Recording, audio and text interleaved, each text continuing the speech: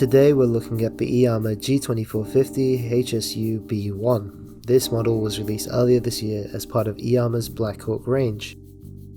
Hello and welcome back to another video with Box.co.uk, where we unbox, review and demonstrate all the latest tech.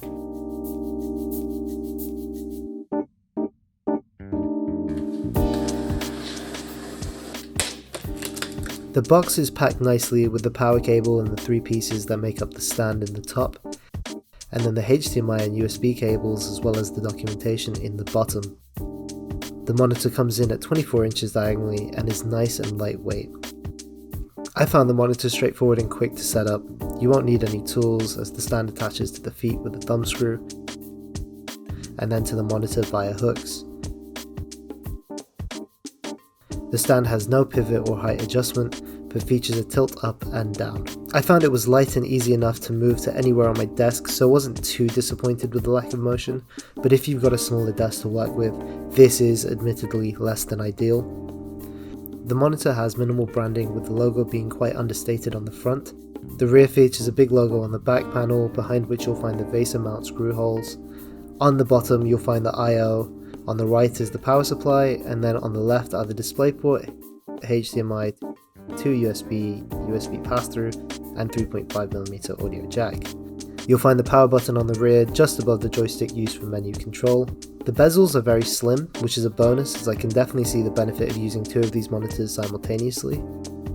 The profile including the stand comes in at 202mm, so it's a fairly standard size for the monitor type, and it won't take up tons of desk space.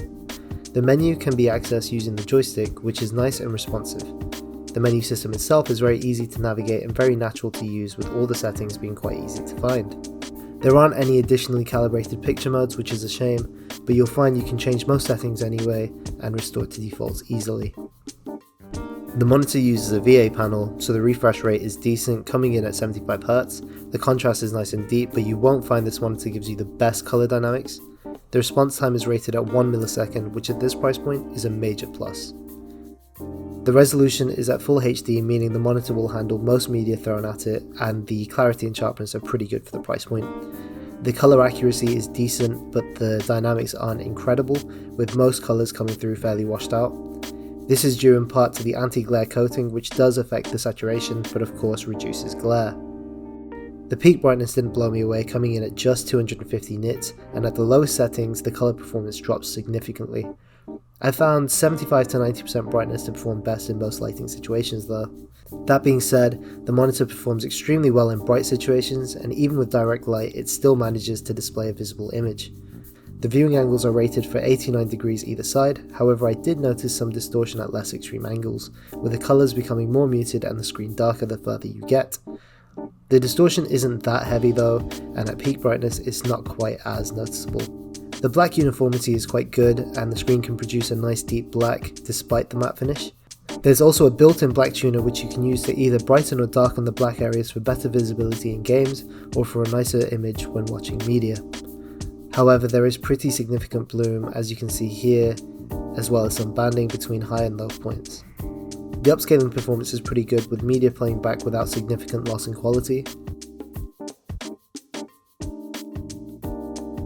I would definitely recommend using the FreeSync functionality, as when I turned it off in game I immediately noticed tearing, so I recommend using the variable refresh rate whenever possible. The speakers are quite tinny, with the high end completely overshadowing the low. They're actually decently loud though, which I was quite happy with.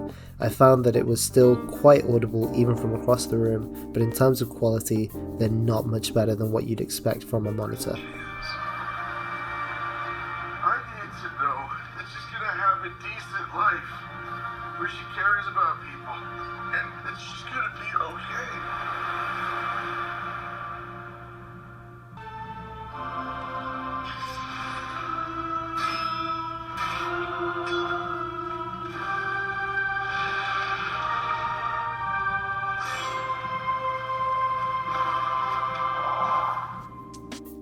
While this monitor can be considered the budget model, it's certainly not lacking in features. Other than the lack of a height adjustable stand and limited brightness, I found the monitor to be responsive and capable in any situation. Don't forget, this monitor can always be attached to an arm for full flexibility, thereby negating a major downside. For the more budget conscious, this is a great pick, and I would definitely recommend this for a double display setup given the low price and the slim bezels. What are your thoughts on this monitor? Let us know in the comments below, and if you enjoyed this video, don't forget to like and subscribe to Box, where you'll find loads of hands-on reviews for all the latest tech. As always, thanks for watching, and I'll see you in the next one.